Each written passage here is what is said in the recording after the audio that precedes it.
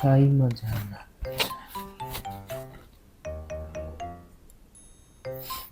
সাইমা জান্নাত, বানান স্পেলিং ভুল না এটা?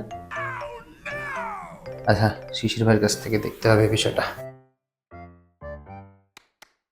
শিশির ভাই, আসসালামু আলাইকুম। ওয়ালাইকুম সালাম। হ্যাঁ, কিসে? ভাইজান, এখানে তো একটা ঝামেলা হয়ে গেছে। সার্টিফিকেটে লেখা আছে সাইমা জান্নাত, আর পাসপোর্টে লেখা হচ্ছে আপনার SAYMEMA, মানে দুইটা অক্ষরের মানে বানান ভুল। আপনি চেক করলে আপনি বুঝতে পারবেন। SAYEMA সাইমা জান্নাত, হ্যাঁ, আর SAIMA সাইমা জান্নাত।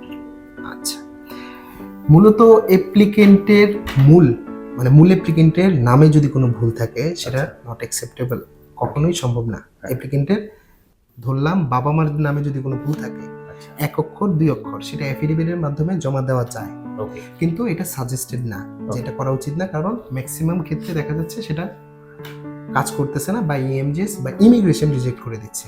এটা ইমিগ্রেশনই বেশি রিজেক্ট করে। ঠিক আছে। আর সেকেন্ড যে বিষয়টা হচ্ছে, সেটা হইতেছে নিজে কোনো কিছু এডিট করে দেওয়া যাবে না। ধরেন এই যে আপনার এই মাত্র যে জিনিসটা দেখালেন আমাকে, নামে ওয়াই আর আই, এই তো সমস্যা। YE এবং I, এই সমস্যা, রাইট? এই সমস্যাতে কখনো আপনি চেষ্টাও করবেন না যে নাম এডিট করে দেওয়ার জন্য। সেক্ষেত্রে কিন্তু আপনি কনফার্ম রিজেক্ট খাবেন। আপনার অ্যাপ্লিকেশন অবশ্যই রিজেক্ট হবে সেই ক্ষেত্রে, কারণ ইমিগ্রেশন ইএমজিএস রিজেক্ট করে দিবে। থার্ড একটা কথা বলি, সেটা হচ্ছে কি, কখনো যদি আপনার নামে ভুল থাকে, হ্যাঁ, আপনি যখন ফরেনে আসবেন, আপনার যদি নামে কোনো ভুল থাকে, সময় নেন, টাইম নেন, নিয়ে সেগুলো কারেকশন করান। বাবা মার নামের সাথে এগুলো কারেকশন করে ফেলেন। কারণ আপনার ভবিষ্যৎ ক্যারিয়ার যখন আপনি বাইরে করতে যাচ্ছেন, তখন কিন্তু এটা একটা মেজর প্রবলেম। সো এখন ডিসিশন নেওয়ার আগে অবশ্যই আপনি এগুলা ঠিকঠাক করে বের হন দেশ থেকে, সেটা কিন্তু আপনার জন্য বেটার। ধরেন আমি একটা এক্সাম্পল হিসেবে যদি বলি, আপনি একটা ভালো দেশে আছেন, সে দেশে আপনি পিআর এর জন্য অ্যাপ্লাই করছেন, আপনার বাবা মাকে নিয়ে আসবেন। সেক্ষেত্রে যখন নামের ভুল হবে, তখন কিন্তু একটা লম্বা সময় লেগে যাবে। সো এই কাজটা করা যাবে না। স্টুডেন্টকে বলেন নাম টাম কারেকশন করে সবকিছু ঠিক করে আসুন। আচ্ছা, ঠিক আছে। অ্যাপ্লিকেন্টের ডেট অফ বার্থ, মেইন অ্যাপ্লিকেন্টের নাম, কোনো ভুল থাকতে পারবে না। আচ্ছা, ঠিক আছে। আর বাবা মার নামে ভুল থাকলেও থাকতে পারে, সেক্ষেত্রে এফিডেভিট দেওয়া যায়, কিন্তু আমি সাজেস্ট করি না। ঠিক আছে, ওকে, ঠিক আছে ভাই।